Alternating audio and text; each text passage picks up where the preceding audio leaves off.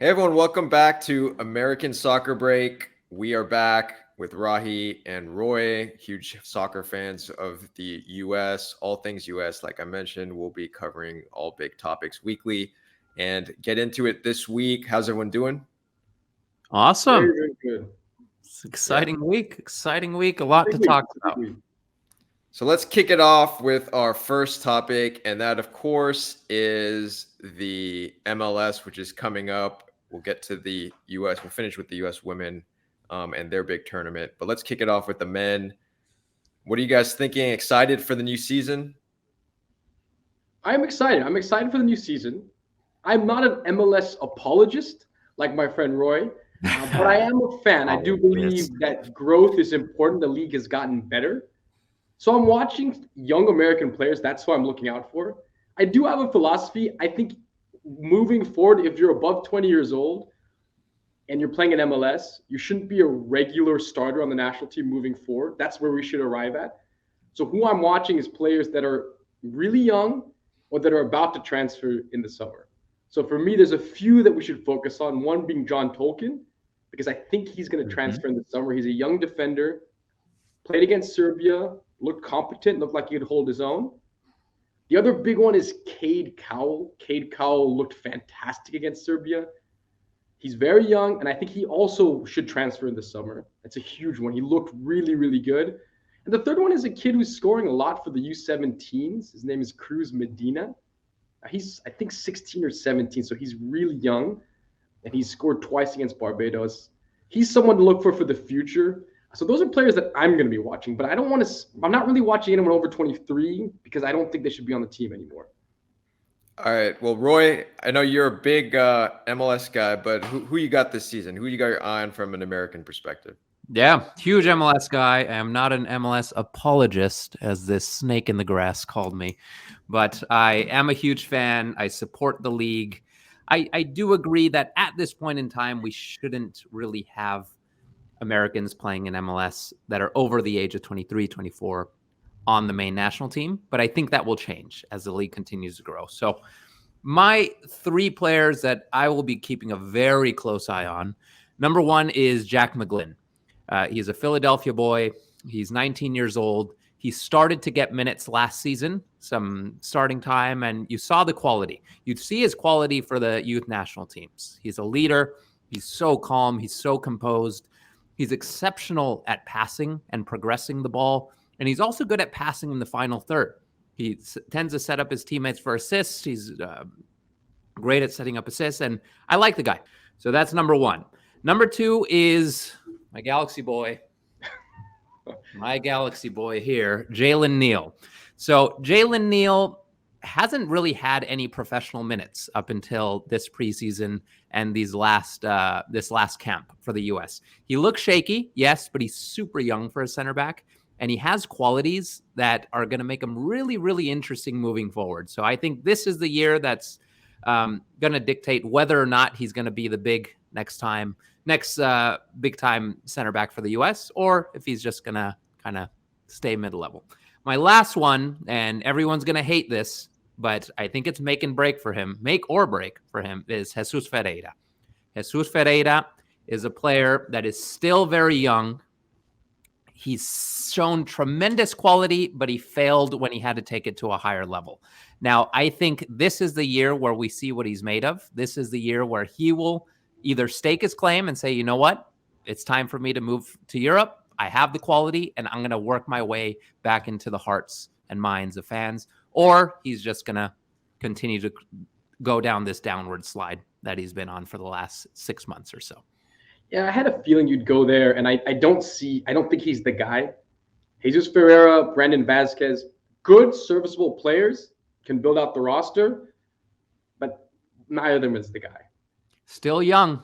Brandon Vasquez is a bit older, so I might agree with you on that one, but Jesus Ferreira is very young. I think those are good players to watch. I actually, sort of going off Roy's point, the two I came up with were national team stalwarts, Walker Zimmerman and Kellen Acosta. And the reason being is I want to see if these guys progress, because if not, as we talked about before, everyone just needs to keep getting better. And even if you're a veteran and you're on the team, you need to improve your performance. So I think that's going to be exciting. We'll obviously cover these players more and more every week when we get into it. On to the next topic. And we still don't have a coach. How about this guy? Thierry Henry, for those that are not familiar, French legend. You see him every week on the broadcast. What's your guys' take on him as a potential option? Let me start this one. I saw his little outburst on his little show, and this guy, every coaching stop he has had, he has failed. Every single one. He has not once succeeded as a coach. He was a phenomenal player. He's a great name. He'll be great for marketing. I think the one benefit of bringing him on is very good chance we'll convince Balogun to switch to the U.S. And that's the one reason I would give him a job. I would give him a job, force him to commit, and then fire the guy and get a qualified coach. That's what I would do. I think he'd be an upgrade in terms of sideline style. Very stylish guy. He's got the manager look to him. Maybe. The problem is he's very inexperienced. He hasn't coached at the national team level. He was the assistant to Roberto Martinez at Belgium. And the Belgium team that, let's be honest, struggled mightily in the World Cup. They were awful. Yeah, they were bad. And I don't know what his role was. It definitely wasn't tactics. It was to be there maybe as a motivational element. He's not the guy for me just because he's inexperienced. Yes, that kind of name is what we should be going after, but you need someone with tangible experience, because this becomes then kind of the Klinsmann experiment all over again. And let's remember, Klinsmann had experience. He just coached the German national team in the World Cup. Henry, for me, the resume is not big enough yet. Yeah, so it sounds like he's not the answer for you guys. He's not the answer for me either. I think keep looking, keep the search going. So still going. Yeah. So okay, we'll go on to the final topic of the night, and this is the U.S. women now. Very different story than the men. I think that's obviously been a theme that's been talked about at length. Rahi, why don't you kick it off? We saw the game yesterday in the SheBelievesCup, which is essentially a predecessor to the World Cup, to see how the team's looking. What were your thoughts? The U.S. looked really dominant, looked very good for the first half. In the second half, the game devolved into a friendly, which it is a friendly cup in the end, and there was less intensity. My only fear from the U.S. standpoint is there's probably 4 really good teams in the world. There's Germany, Sweden, there's England, and the U.S. And this Canadian team didn't play particularly well. They're in a unique situation. They're fighting for equity in terms of working conditions, so it's a bit of a strange time for them. But the Canadian team didn't really offer much. They gave the ball up way too easily. The U.S. press worked really well, and they looked dominant. And I just don't know if this is what it's going to be like in the World Cup, or if this is simply a bad Canadian team in a bad moment, and they were dominant against an inferior opponent. Yeah, I think the women's national team has the opposite challenge of the men's national team. The men have notoriously been bad, not up to par in terms of population and size of country and all those different things. The women have been excellent for a long time and considered the best team in the world for a long time. I think the tides are starting to turn. I think other countries are starting to put tremendous focus into their women's programs, and we're going to start seeing it. We're already starting to see it. We've seen it in the last World Cup. We've seen it over the past year and a half, where the U.S. hasn't exactly performed how they usually perform, even at the youth national team levels. Look at our U17s, our U19s, our U20s, haven't been performing how they typically perform in that dominant fashion. So I think other countries are really stepping it up. They're starting to invest more, not only in their national team programs, but in their leagues. And you see it in Europe. They're starting to sell out stadiums, which on the club level, which is something that wasn't happening before. So I think we've been resting on our laurels, perhaps, because it's been kind of more of an easy ride for the women.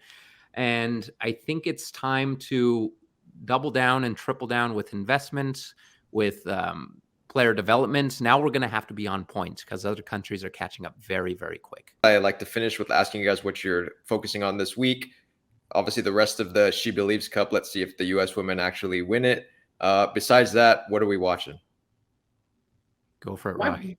My focus, honestly, I really am interested in the She Believes Cup because I really want to see this Canadian team if it was really a bad moment for them. And I want to see how they do against Japan and Brazil, two teams that are ranked lower than Canada, but maybe in better moments. I'd be really interested to see, is this the U.S. team?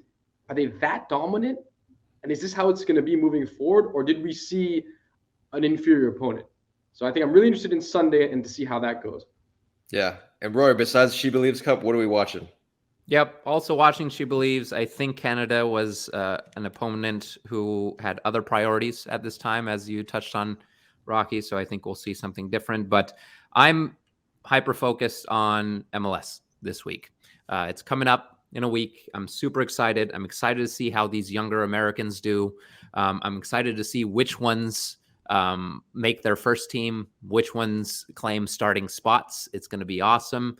But Rocky stole my number one player to watch, which was Cade Cowell. I think he's going to be a killer this year. And I think he's going to become, if he plays the way he did with the U.S. these past couple of games, I think he's going to be a mainstay with the U.S. men's national team. All right. That sounds good. I think another exciting week of soccer ahead. We'll see everyone every week, as always, and have a fun week. Watch the She Believes Cup and get ready for the MLS. See you guys next time. USA.